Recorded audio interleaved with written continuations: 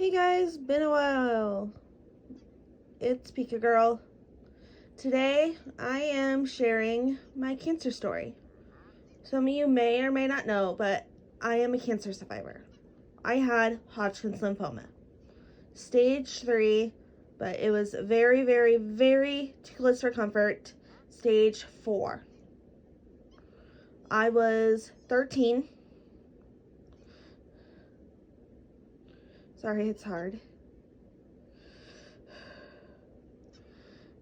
It started maybe roughly like 4 weeks before that last week in October.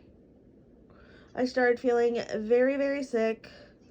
Like I had the symptoms of like a cold or whatever, but but the fever would not go away. I just was really sick.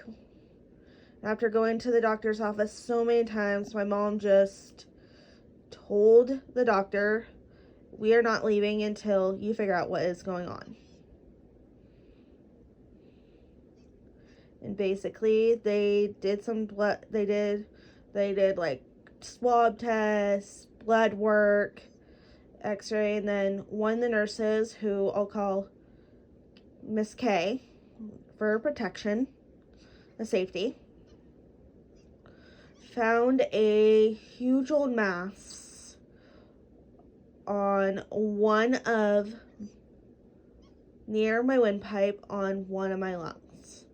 And I had tumors all over, like in my, or say like in a few other places. I don't remember, because this was a hard time for me, and it's a time that I don't remember well. And that night we basically had only an hour to pack after my mom spoke with Miss K. And she was like, "You need to get to insert hospital name." I'm not saying the hospital name to protect it, because the world is, we both know how it is. And you only have an hour to pack, so who knows how long you're going to be there. So my mom and I went home. She just told me basically, pack a quick bag. Then fast forward, we drove to where we were going. Got there like, I think around past 8 o'clock, like 8:30, past that. It was late. I got admitted right away. I just was feeling awful, and I was not feeling good.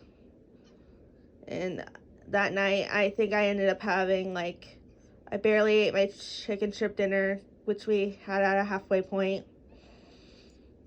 Then, before bed, I had some Jello. Then testing began.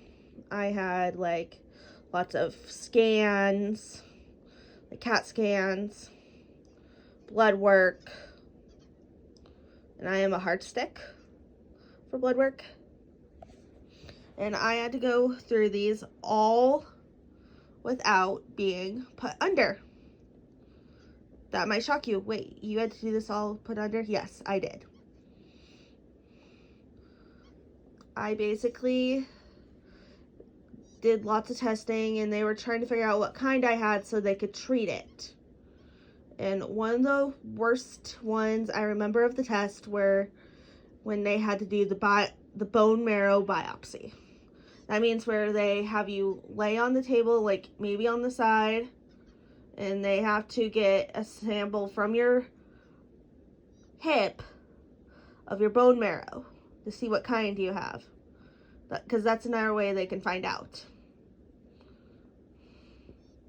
And that one, both were brutal.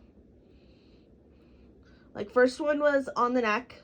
The second one was the bone marrow. The other was thyroid testing, I think. I don't remember. Anyway, after, I think it was a couple days before Halloween, maybe 4 days, I basically got the results from the doctor with my mom. my two aunts who I'm very close to was there with my mom. And that's when we learned I had Hodgkin's lymphoma. I did basically very strong chemotherapy and for like a certain number of rounds of chemotherapy. Then it went to basically radiation in 2013. And basically it took a lot out of me when I was going through the chemo. I lost my hair, which was very hard, but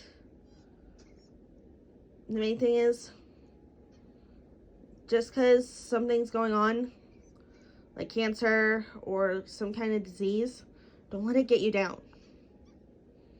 You got this. And I might add, now I am cancer-free.